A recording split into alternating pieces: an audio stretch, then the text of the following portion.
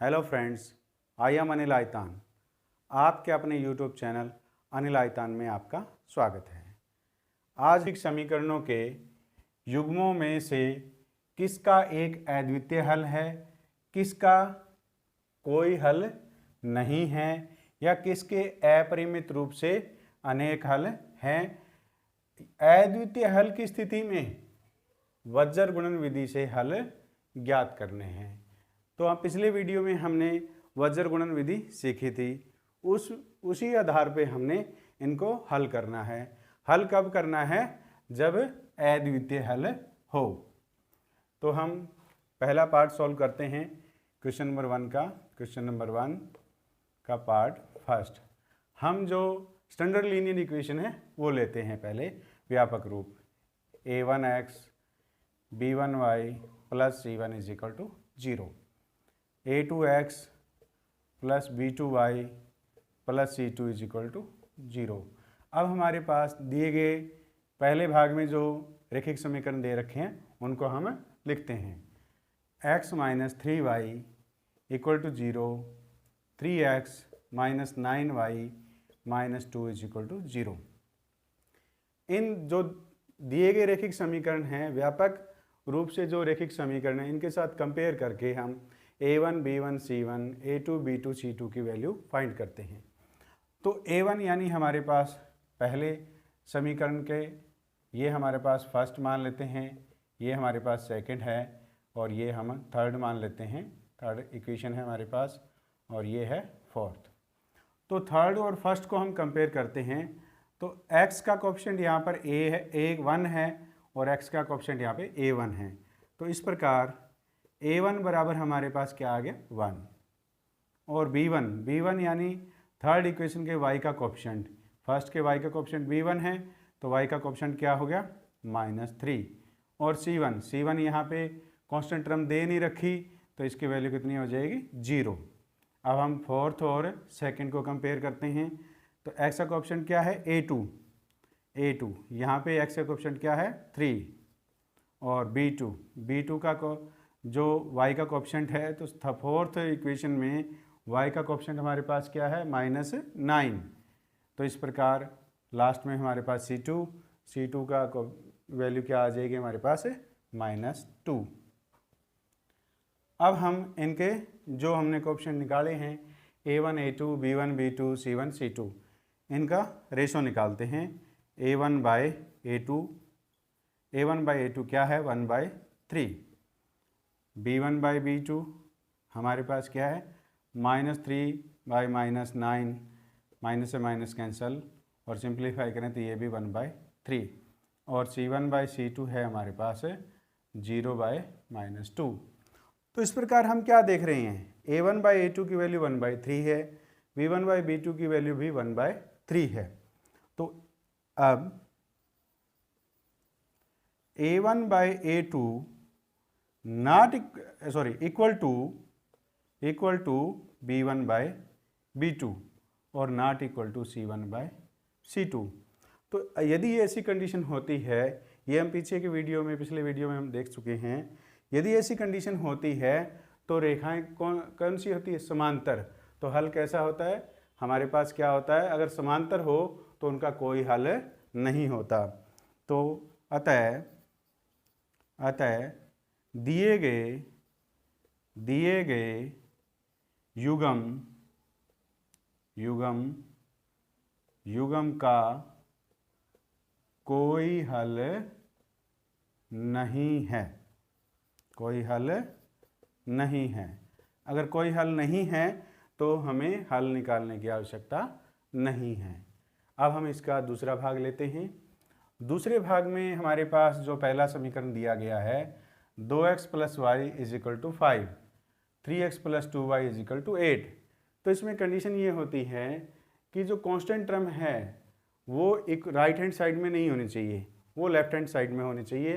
तो हमारे पास क्या आएगा 2x प्लस 5 को हम इधर ले आते हैं, -5 is equal to 0, 3x plus 2y minus 8 is equal to 0। ये हमारे पास फर्स्ट इक्वेशन लेते हैं, ये हम सेकंड ले लेते हैं।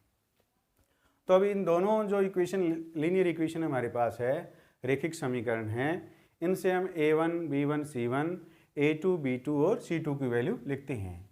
तो a1 हमारे पास फर्स्ट इक्वेशन में x का कोएफिशिएंट 2 और b1 y का कोएफिशिएंट 1 और c1 इज इक्वल टू -5।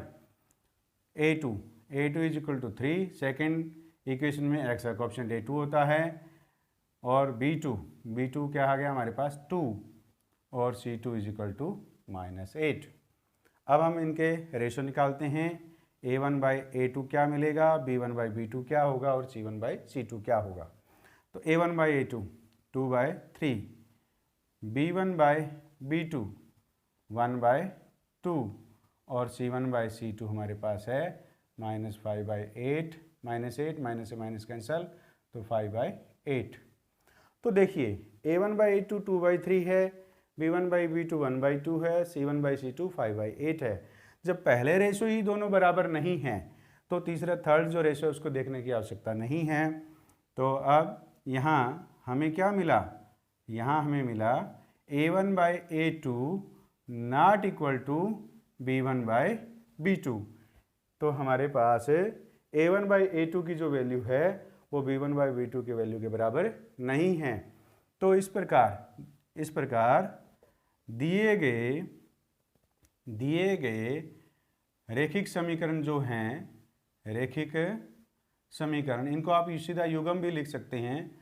समीकरण युग्म का एक अद्वितीय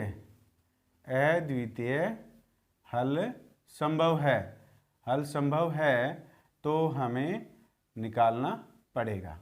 तो कौन सी विधि से निकालना पड़ेगा, फिर हमें वज्र गुणन विधि से दिए गए रेखिक समीकरण का हमें हल निकालना पड़ेगा। तो देखिए अब हम इसके वज्र गुणन विधि से इसका हल निकालते हैं। तो वज्र गुणन विधि में क्या होता है, x डिवाइड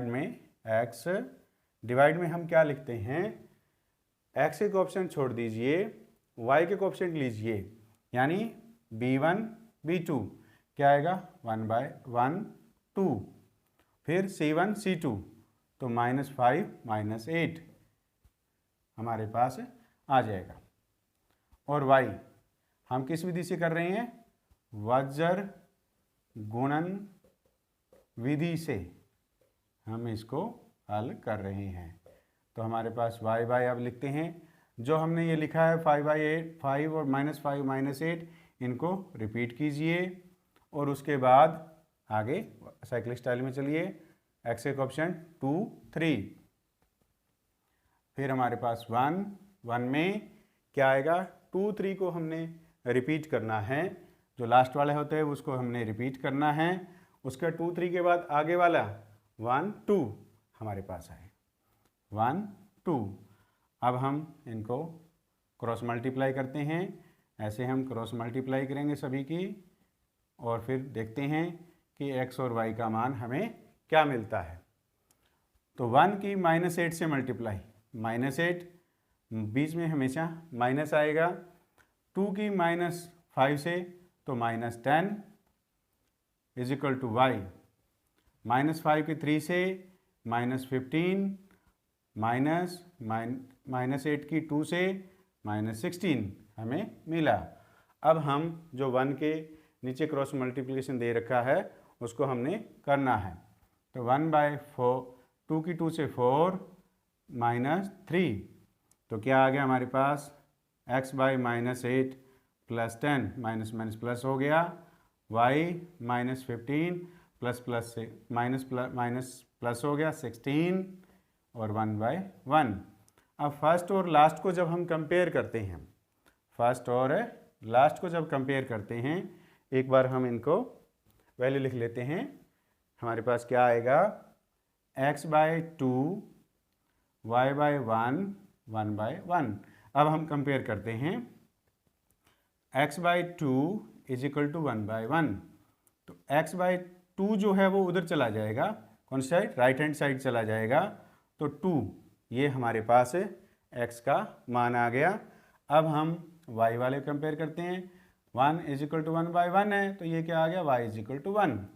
तो इस प्रकार अतः x बराबर 2 और y बराबर 1 दिए गए रैखिक समीकरण